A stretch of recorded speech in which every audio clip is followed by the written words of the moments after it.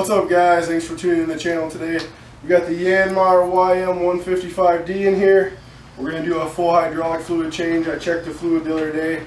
It's pretty milky, so we're going to change that all out. Takes around 4.5 gallons.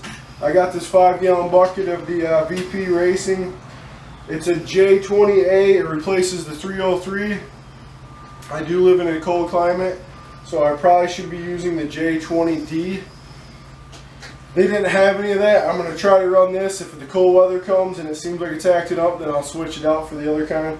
But for now, this is what we had on hand, so that's what we're going with. I bought this at the tractor supply store. It was like 12 bucks.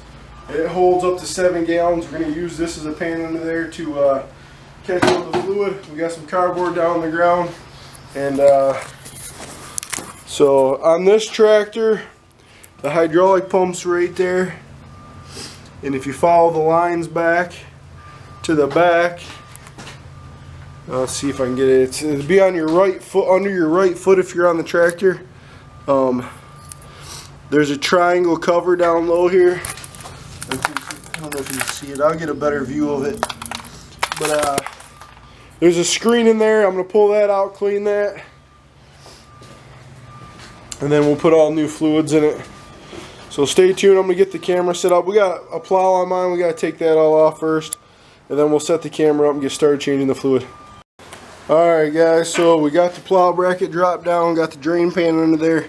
So this drain plug is where your left foot resides. It's hard to see, I think, with the light, but my crescent wrench is on the drain plug here. So got it loosened here. I think I can turn it out with my hand.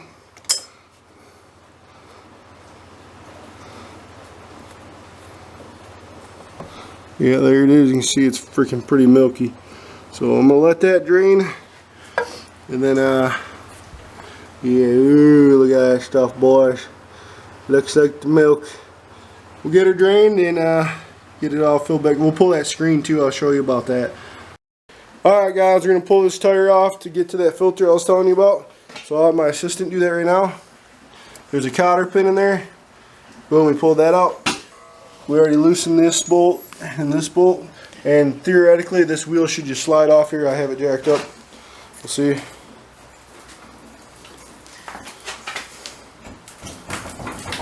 Depending on how tough your assistant really is or not, they can man it up. And yes. Come on, assistant, toughen up. Don't knock it off the snake there. There we go. So there's two different settings on this axle where that pin can go through. That's to change the width of your rear end. You can widen this for a better stability, or you can narrow it to get through smaller areas. So keep that in mind, guys. So down here, this is that hydraulic line I was telling you about. And it's a round flange with 3 bolts. On mine, some of them are just triangle. I got to take this off to get to that filter screen. Alright guys, so we got the bolts out. You can see it separated here, this tube did. And the filter is just inside that housing. You see it sitting in there. So I'm going to pull that gasket off, try not to break it, because I don't have the new one. And clean that filter, see how bad it is. And then we'll reinstall everything. Alright guys, there's the filter. You can see it's pretty clogged up. I'm going to wash it with some degreaser and hot water and let it dry really good, and we'll reinstall it.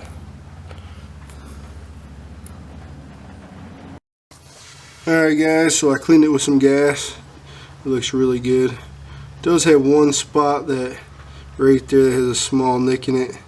I'm still going to use it, but you can buy these new from, I think it's called Hoy Tractor. They have a ton of Yanmar parts on their website. You can check them out, but I just ordered some parts from them actually for this tractor. But I'm going to reinstall it. It's all done draining, and we'll add the Hydrofluid. Alright guys, I'm going to pour a little bit of fluid in here to flush out the last bit of old stuff.